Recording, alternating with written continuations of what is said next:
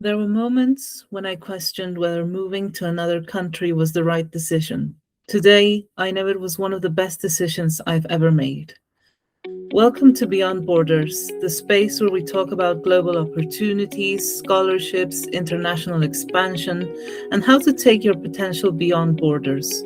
I'm Aurora Garcia, your international growth consultant. Today, I'm sharing one of the most personal episodes I've ever recorded. This is the story of my master's journey in the UK, the challenges I didn't expect, the lessons I learned, and why, despite all the difficult moments, I would make the same decision all over again. I'm going to talk about how every step of the journey came with a set of sub challenges and how I navigated them. And then I will explore the lessons I would go back and teach myself if I could, from the application process to actually studying the degree itself. So I decided to study in the UK when I was around 18 years old because I had already lived in the UK previously. I had been a child that grew up in the UK because of my dad's own experience studying abroad. So he did a master's degree and a PhD degree in the UK in the University of Warwick. And ever since then, my life has been marked by this experience. There is no way that I could ever imagine my life if I hadn't been in the UK when I was a child. So after this, of course, since coming back to my country, which is Mexico, I always thought about going back to the UK and how I would be able to do that. And I had this crazy dream in my mind that I could probably do the same as my dad and take my whole family with me. I didn't realize that my dad's circumstances were very particular. He was on a scholarship where he had support as a professor and he had government support as well. So obviously this meant that the income he was receiving for all his study was much larger than what I possibly could get in that moment because I was 23. Well, no, I was 22. I had just graduated from my bachelor's degree and I knew that I wanted to do this, but I didn't realize that my circumstances were very much different to what he had had in the moment. So obviously, when I was 18, I was very naive and I thought that I would be able to do this immediately upon graduation when I was 22. And obviously, that didn't turn out to be the case because I didn't have all of these mechanisms in my favor, which is something that I truly believe that I would change if I could go back and tell myself how to do this properly. So yes, I was influenced since I was a child by the UK culture. I was influenced to want to be in the UK for the long term. And I really, really wanted to do this, live this experience because I wanted to go back to the UK to live there permanently. I didn't like living in Mexico. When I was 18, I was very tired of the country. I was very tired of how it made me feel. But almost as like a trick of destiny and fate, by the time that I graduated from my bachelor's degree, my mindset was completely different. And I had started to appreciate my country in ways that I had never felt before, at least since I was 6 when I first moved to the UK. So in my bachelor's degree, I was thinking about what I would study because, like I said, I did have the intention of going to the UK, whatever the case may be, for a master's degree. And I had looked at different topics which I could study for my master's degree, but I wasn't sure what I wanted to do yet. Then in the last term I had in my bachelor's degree, I took a course on political economy and how this influences the country's structure, not just economically, but socially, and how that has like a historical impact as well, because it's something that doesn't just happen or change the country in one moment. So it's something historically happens in the political economy, and then that translates to something that happens many years later, and it influences how the population is able to develop socially and economically in many years later. So that was something that I found really, really interesting. And I also thought all this time, the fact that I was tired of Mexico, which I know sounds really controversial, was because I had already lived in a place where the country was more developed than Mexico. That just doesn't mean anything. It's just a fact. The UK is a more developed country than Mexico. So I had already lived in this developed context, and I got very frustrated knowing that this other type of life was possible, where in Mexico we probably could have it, but we just didn't have it for a number of reasons. So one of the things that I wanted to really figure out when I was looking at what I wanted to study was why Mexico particularly didn't develop the same way as other nations, and how we could probably achieve that. So that's when I found a program in the University of Bristol called International Development. And I thought it's exactly what I need, because it took some courses with the basis of political economy, and I had just become obsessed with this at this point. So I wanted to apply that knowledge to see why some countries may develop more than others. And this was the case that started my obsession with the University of Bristol.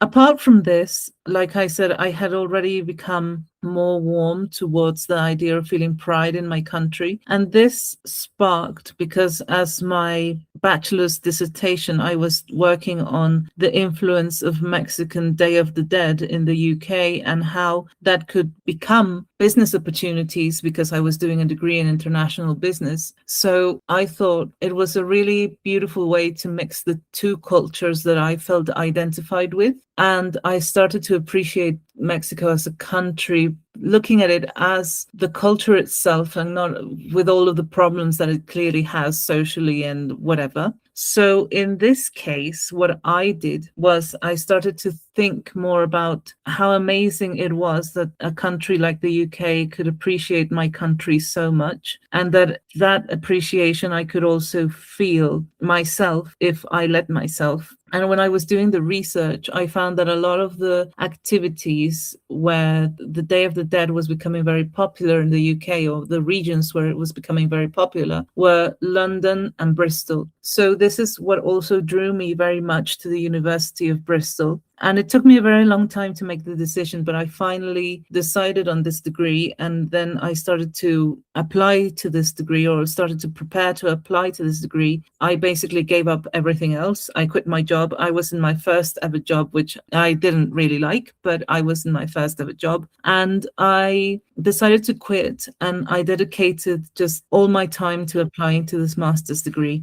So that was when it all started. And I thought it was going to be really easy because my dad had the experience of going to the UK and doing his own degrees. I also thought that my dad having the experience, it was going to make everything very, very easy for me. And he also thought that he would be able to solve everything very easily for me. It turns out that because we studied very different disciplines, the access to the opportunities that he had were very, very different to mine. So he's an engineer. So of course, there's a million programs that support STEM education worldwide. So I didn't have this because I was doing a very social degree, and this wasn't a priority in the time that I was looking for scholarships in the country. So I was unable to find any scholarships. Also, by the time that I had started to plan to go to the UK, by the time I had actually started to look for support and scholarships, many of them were already closed. So I couldn't apply through Chevening, or I couldn't apply through quite a few support scholarships that were available. All I had were national scholarships, and because the priority were science and engineering and all these other very technical disciplines, I wasn't selected. And this was devastating because I realized that I would probably have to give up on my dream at this point in time. And I think also my dad was very hurt to have to tell me that he probably wouldn't be able to support me any further. I did manage to get one scholarship. It didn't cover everything, but it helped. So one of the things that I would definitely do differently is I would start planning much earlier, or just give up the idea of doing it immediately that year, because it seemed to me that I was going crazy thinking that I had to do it that year, or it was going to be like the only chance I had, as if that was true. So I would probably be able to just wait for the next application call. So I don't know why I became so obsessed with doing it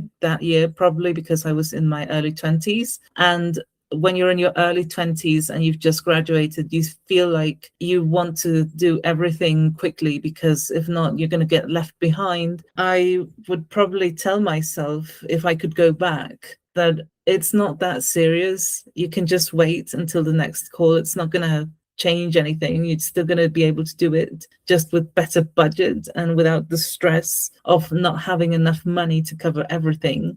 So obviously I didn't do this. I should have done this, and I would probably tell myself to prepare accordingly for the application processes with more time and with less stress, because as a result of getting stressed through the application process and getting the scholarships and all of that, I got very sick. I lost 10 kilos from the sickness. And I really feel like that was the worst I've ever felt in my life, health-wise. And I would never go back to the weight I was if I had to go through the pain and the sickness of it all again. So those are some of my regrets that I would not recommend and I would not do again. I would probably go back and tell myself, it's okay. If you don't get it right now, you can probably reapply to the next call for applications to better scholarships. And you can probably get a better chance to think about what you're going to do and plan things with more time, and you won't get sick, and you can invest some of your time to do other things. Because like I said, I dedicated everything to this degree and I stopped working, and I would probably be able to do more productive things with my time,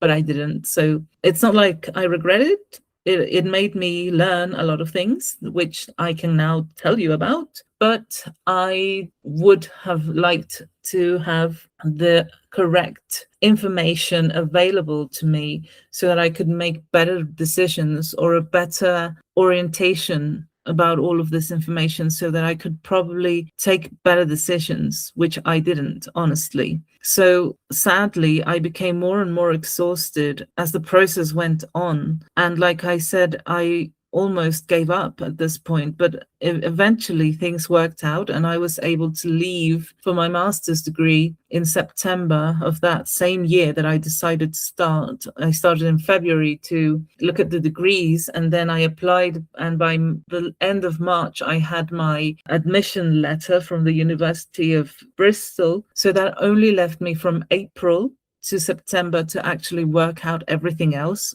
So it became very, very exhausting to me. That's why I said I could probably wait and do things differently and not have everything feel like time was running out all the time, and feel like I didn't have the opportunity to look at other scholarships or other things because I just didn't have enough time to wait for them. So eventually, like I said, everything worked out and I was able to go to Bristol. It was a very emotional thing because I had never lived away from my parents. I had never lived away from home, even within the same country. So the moment that it became a reality to me that I was going to move away, emotionally, it broke me in a million pieces. To this day, I don't know how I managed to get through it because I took a very, very hard emotional blow in this moment. So I don't know how I got through it, but I eventually did. So I got to Bristol and my dad was there with me. So he went to make sure that I was settled in, and then he left. And it was also a very, very emotional moment because he left me at the orientation day and then he left to go home, basically. And I was very, very sad because I was already facing the reality of being away from my mum and my brothers and my then boyfriend, who is now my husband. So I was very, very sad to move away from all of them. And my dad was like the last part of the familiarity that I had in that moment. And to see him walk away was a very, very hard thing that even to this day, and it's been 11 years, even to this day, I talk about it and I start to choke up a little. So it was very, very powerful what that moment meant to me. So I entered the lecture theatre feeling super emotional. And then the professor that was in charge of giving us the introduction to the the master's degree was talking about all the requirements for the seminars and all the requirements for the essays and for the final dissertation, and how just 5% of the people failed their dissertation, so they probably can't get their degree. And I was just thinking, I'm going to be in that 5% because I am a complete failure. I don't know why I decided to do all of this. I put my family through so much expenses, so much stress. I made my dad come here, and what for? I'm just sitting here inadequate, and I'm going to be the one person of that 5% that is not going to make it through, because I'm so sad at this moment that I probably won't be able to make it. So that was my thought the first time I took any kind of lecture at Bristol. And despite the fact that obviously things worked out, or I wouldn't be talking about this as an alumnus of the university, I can tell you that I know that many people feel like this. And I actually confirmed this because later, much later, almost at the end of the master's degree, I talked about this with some of my friends, and they said they all felt exactly the same, which is very funny to me because I didn't expect them. They were so brilliant. They were so brilliant during all the lectures, all the seminars and everything, that I would never think that they would have these kinds of doubts. So it just goes to show that you can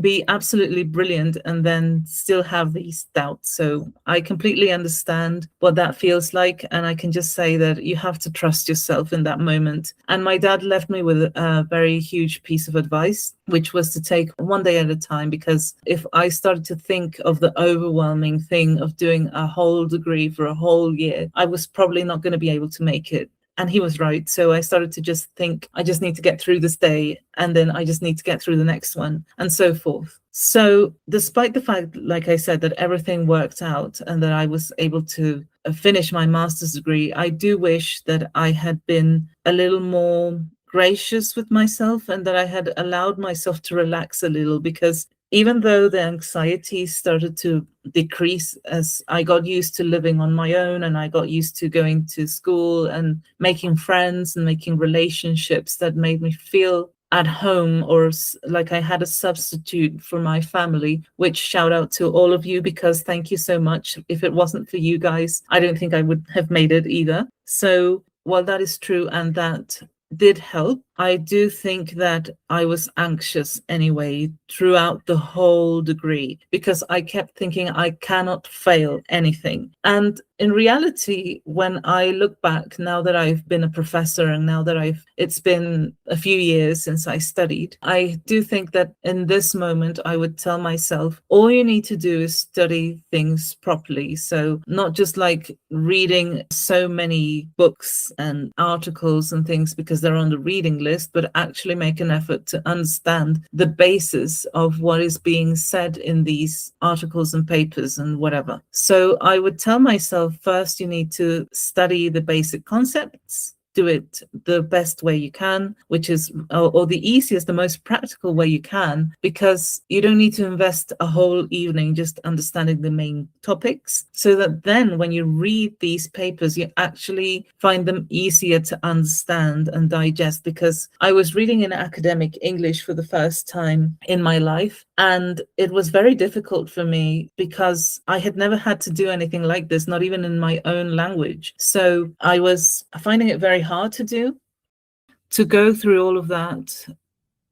study material that I needed to look at every lecture, every seminar, without having the foundation. So I think one of the things that I would definitely do differently was to improve my study strategies by first understanding the basic concepts and then going through the readings. And as I know myself, I would probably try to fully, completely understand everything and spend ages on it. So I would also tell myself to not go that crazy, to relax, to be able to enjoy the reading process as well, because I was more overwhelmed about the amount of reading than actually reading it properly or trying to understand. And I thought I had to make all of these notes so I could remember everything for the seminar. And I would probably be okay with just like a little summary of what I felt each reading was about and what it made me think about and how that related to the topic. And I would probably be able to read much more effectively if I had understood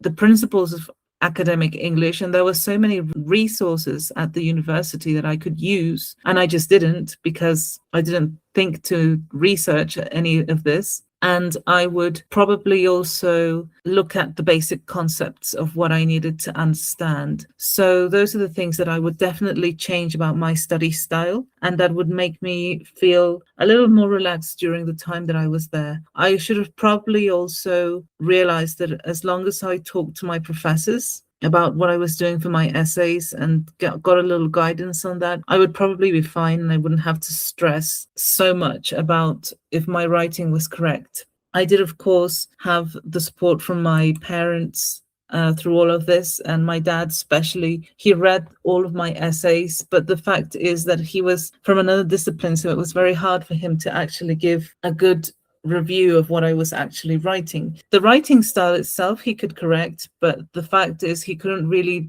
think about if my argument was strong enough, or if I was really writing the way that it was expected for the discipline, or within the authors, or within the literature, because he had no idea what I was talking about. And that was a big challenge. So I would probably also tell myself to stop being so embarrassed about everything and shy about everything, and just go to see the professors during their office hours. So I think that another lesson that I would probably tell myself is to not spend so much time locked in my room studying, but actually take the time to enjoy just being in Bristol and being near my friends. And I did have a very nice time. I had a lot of times with my friends, and obviously I'm a little introverted and don't enjoy going out as much as other people. So also I think that I would probably not go out as much anyway, but I would probably be okay to relax and to enjoy the time that I was there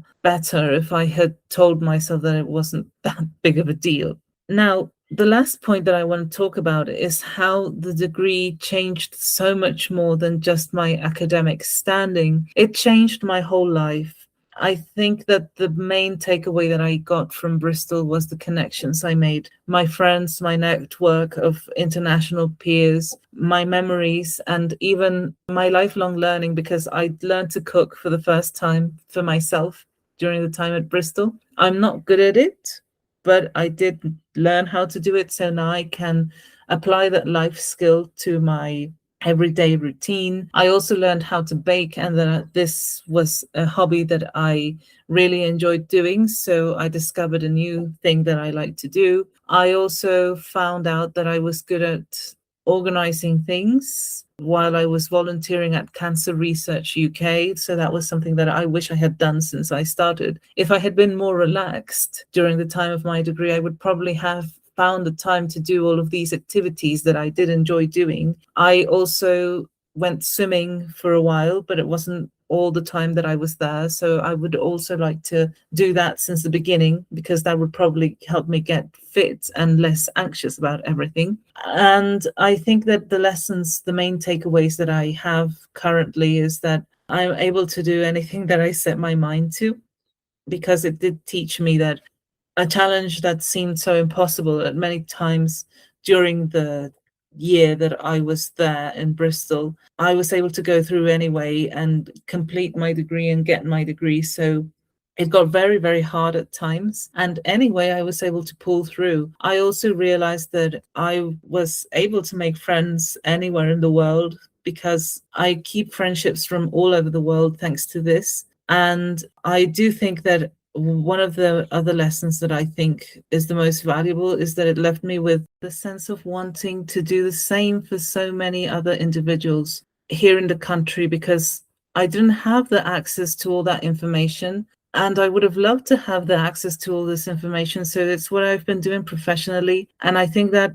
that has been one of the best things that Bristol could have given me, the experience of studying in the UK could have given me, because despite the fact that I would go back and change many things according to the information I have now, I wouldn't have had the lessons that I needed to actually do this professionally if it hadn't happened the way it did. So I'm very, very grateful, and I'm very happy that it happened the way it happened. Looking back, my master's degree in the UK wasn't just about earning another qualification. It was about learning who I was when things didn't go according to plan. It taught me resilience, discipline, independence, and perhaps most importantly, that success doesn't come from being perfect. It comes from continuing even when you're scared. If I could go back, I would probably worry less, ask for help sooner, and give myself permission to enjoy the experience instead of trying to control every outcome. But every challenge became part of the person that I am today. If you've been thinking about studying abroad, but you're feeling uncertain or afraid, I hope this episode reminds you that it's okay to have doubts. Don't let fear make the decision for you. And if you enjoyed today's conversation, don't forget to follow Beyond Borders. Leave a review and share this episode with someone who's dreaming of studying abroad. You can also connect with me through the links in the description, where I share scholarships, global opportunities, and practical tips to help you take your next steps beyond borders. Thank you so much for listening to this episode, and see you next time.